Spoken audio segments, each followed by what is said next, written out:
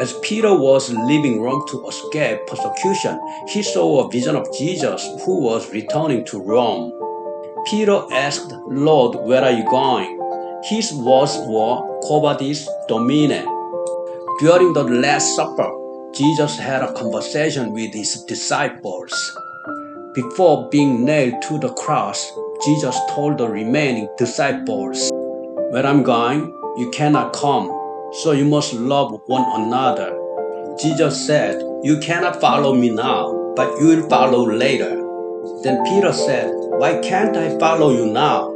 If the Lord is going that way, I will dare give my life." Jesus warned Peter, "Listen, really, before the rooster crows at dawn, you will have said you don't know me 3 times. And if we continue reading the story after that, really, Peter did say that he did not know Jesus 3 times. And only after the rooster crowed did he remember what Jesus had said to him. And he sat down on the ground in shame, wailing loudly. After Jesus was resurrected, at the gathering with his disciples, he asked, "Do you love me 3 times?" And Peter answered, "Lord, you know that I love you," answered all 3 times. Jesus reaffirmed that he had forgiven Peter and said, "You will follow me later." As the persecution of Christians in Rome intensified, while Peter was escaping from the recommendations of members of the church, he saw a vision of Jesus, and Jesus was going back the way Peter had come from Rome. It had been 36 years since Jesus had been crucified, and when Peter asked Jesus, "Lord, where are you going?" "Quo vadis, Domine?" Jesus replied, "I'm going to Rome to be crucified again." Jesus also said, "You are about to leave Rome, leaving the flock, and I will return to Rome to be crucified." Peter, who suddenly decided that he did not want Jesus to be crucified again, repented and returned to the missionary work in Rome, where he was arrested and crucified. At this time, Peter, who had a feeling of guilt, wanted to be crucified upside down, which was not the same way that Jesus was crucified, and this inverted cross became the symbol of Saint Peter. Saint Peter's Basilica was later built in the place where Peter's remains were buried. Quo vadis means, "Where are you going, Lord?" The historical background of the movie Quo Vadis was the fall of the Roman Emperor Nero. At this time, Rome was in chaos due to the corrupt worldview and violent politics of the aging Emperor Nero and officials surrounding him, and it was a time of persecution against Christians.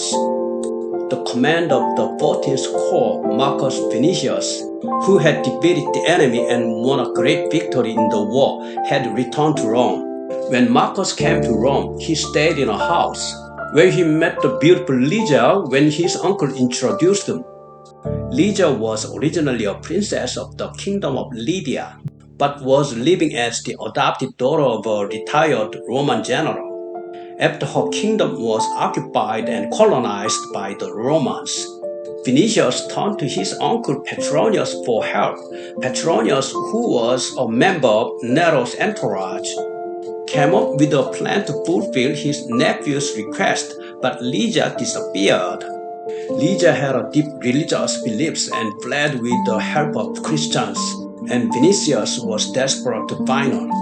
Searching the hideouts of Christians with the help of the conspirator Colonius, Vinicius came across Lydia after many twists and turns. The two realized that they were deeply in love. Even Lydia suffered from earthly love.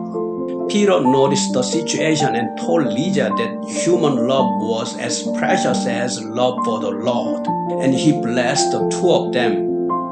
During a decorum feast, a large fire broke out in Rome. At this point, Emperor Nero decided to rebuild the city to suit himself and set a bigger fire. His poetry, as he watched Rome burn, later became a symbol of tyranny. The enraged Roman citizens blamed Nero for the fire, so Emperor Nero needed a scapegoat. At this time, One of his aides came up with the idea of holding Christians accountable for the arson. Nero decided to do so and directed the Christians to be captured. From this point on, ruthless religious persecution began.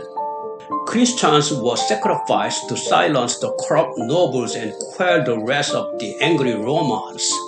Captured Christians were put to death by being thrown to the lions and burnt alive in the amphitheater to entertain citizens. Lydia and her adoptive parents were also arrested.